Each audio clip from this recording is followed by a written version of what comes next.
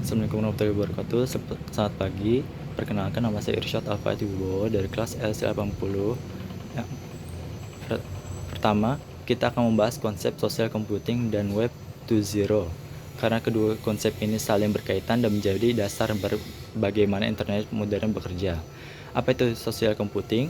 Social computing adalah bidang teknologi yang mempelajari bagaimana orang berinteraksi, berkomunikasi, berbagi informasi, dan berkolaborasi melalui media digital. Intinya, social computing tidak hanya fokus pada teknologi, tapi lebih kepada bagaimana teknologi tersebut digunakan untuk aktivitas sosial manusia. Contoh paling nyata adalah media sosial seperti Instagram, TikTok, Facebook, platform diskusi seperti Reddit dan Kaskus, rating dan review di e-commerce, blog, wiki, serta komunitas online lainnya. Dalam social computing, pengguna bukan sekedar konsumen pasif, tetapi juga pencipta konten dan bagian aktif dari komunitas digital. Apa itu Web 2.0? Web 2.0 adalah evolusi dari internet generasi pertama atau Web 1.0 yang bersifat statis menuju internet generasi kedua yang bersifat interaktif, dinamis, dan berpusat pada interaksi pengguna. Ciri-ciri utama Web 2.0 meliputi 1. User generated content. User generated content adalah pengguna bisa membuat konten sendiri seperti postingan, foto, dan video. Kedua, interaksi dua arah. Interaksi dua arah yaitu pengguna dan platform saling berkomunikasi, kolaborasi online. Contohnya Wikipedia atau Google Docs. Keempat, komunitas dan jejaring sosial. Kelima, kemudahan akses melalui berbagai perangkat termasuk smartphone. Hubungan antara social computing dan Web 2.0 adalah Web 2.0 menyediakan teknologi dan platform, sedangkan social computing menjelaskan perilaku sosial dan interaksi yang terjadi di atasnya. Dengan kata lain, tanpa Web 2.0, social computing tidak dapat berkembang, dan tanpa social computing, Web 2.0 tidak akan digunakan secara luas seperti sekarang. Lalu, yang kedua ada implementation of social computing for business. Perusahaan modern sangat bergantung pada social computing untuk meningkatkan penjualan, memperkuat brand, dan menjaga hubungan dengan pelanggan. Ada 4 area utama implementasinya, yaitu ada e-commerce, marketing, customer service, dan human resource. Mari kita bahas satu persatu. Yang pertama ada social computing in shopping atau e-commerce. Social computing memberikan dampak terbesar pada sektor berbelanja online. Implementasi nyatanya ada review dan rating produk. Pelanggan kini sangat mengandalkan ulasan pengguna lain sebelum membeli produk.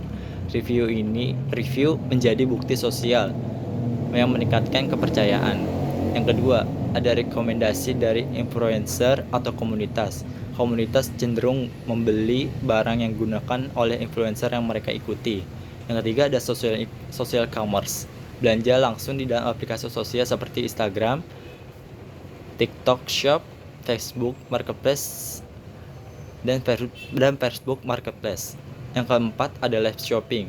Penjual memperkenalkan produk secara live, di mana penonton bisa berdiskusi dan membeli secara langsung. Dampaknya bagi bisnis yaitu ada membantu meningkatkan kepercayaan pelanggan, menaikkan konversi pembelian, mempercepat penyebaran informasi produk, memberikan data pelaku konsumen secara real time. Social computing in marketing. Marketing adalah bidang yang paling terpengaruh oleh perkembangan social computing. Implementasinya yang pertama, social media marketing. Perusahaan menggunakan media sosial untuk promosi, membangun citra brand, dan berkomunikasi dengan audiens. Viral marketing. Kampanye dibuat agar mudah dibagikan dan dapat menyebar dengan cepat. Ketiga, influencer collaboration. Influencer memiliki kekuatan untuk mempengaruhi keputusan pembelian followers mereka. Keempat, customer engagement. Melalui polling, komentar, hashtag, dan challenge dan story interaktif. Yang kelima, ada brand community.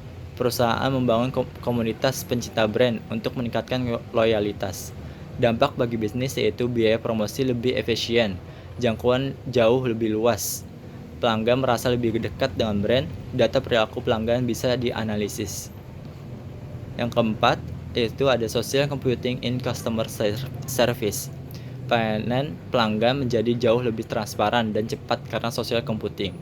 Implementasinya yaitu ada chatbot otomatis di WhatsApp atau website, customer care melalui media sosial, forum tanya jawab yang memungkinkan pelanggan saling membantu, feedback dan komplain handling secara real time.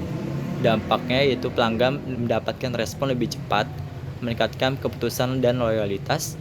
Perusahaan dapat memantau permasalahan secara terbuka. Masukan dari pelanggan bisa digunakan untuk inovasi produk. Yang keempat, ada social computing in human resource atau HR. HR juga memanfaatkan social computing untuk perekrutan dan koordinasi internal. Implementasi rekrutmen melalui LinkedIn, Jobstreet, atau platform profesional lainnya. Employer branding melalui konten media sosial perusahaan.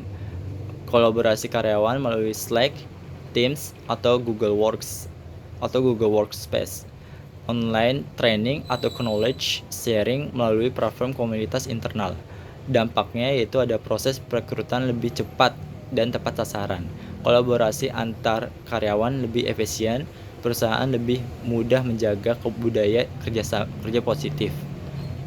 Lalu yang ketiga, case study Nike, a powerful use of social computing. Sekarang kita masuk ke bagian studi kasus yang nyata, bagaimana social computing berhasil membantu sebuah perusahaan besar. Contoh yang relevan adalah Nike. Nike bukan hanya menjual sepatu, tetapi juga membangun komunitas global berbasis olahraga.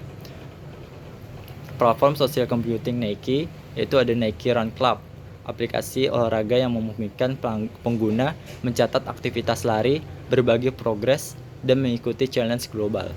Yang kedua ada Nike Training Club, aplikasi latihan yang menyediakan tutorial serta memungkinkan pengguna saling memotivasi. Yang ketiga ada media sosial Nike, Instagram, TikTok, dan YouTube menjadi tempat bagi pengguna untuk membagikan konten olahraga mereka menggunakan produk Nike. Lalu, bagaimana social computing bekerja di Nike? Nike memanfaatkan interaksi sosial bagaimana sebagai kekuatan utama. Pengguna dapat membagikan hasil lari mereka seperti jarak, waktu, dan rute. Ada leaderboard yang memicu kompetisi positif. Pengguna bisa mengikuti community challenge di mana ribuan orang berlari pada periode yang sama. Konten yang dibuat pengguna menjadi promosi alami bagi brand. Selain itu, Nike menggunakan data dari komunitas untuk keperluan bisnis, seperti mengidentifikasi tren olahraga, mengevaluasi kebutuhan pelanggan, mengembangkan desain sepatu dan pakaian baru. Lalu dampak bagi Nike, pengguna social computing oleh Nike sangat besar. Pertama, brand loyalty meningkat karena pengguna merasa bagian dari komunitas global. Lalu penjualan naik, komunitas yang aktif secara sosial terbukti lebih sering membeli produk. Marketing lebih efisien, konten yang dibuat oleh pengguna, user generated content menjadi promosi gratis. Image perusahaan semakin kuat. Nike dikenal tidak hanya sebagai brand, tetapi sebagai bagian dari gaya hidup olahraga.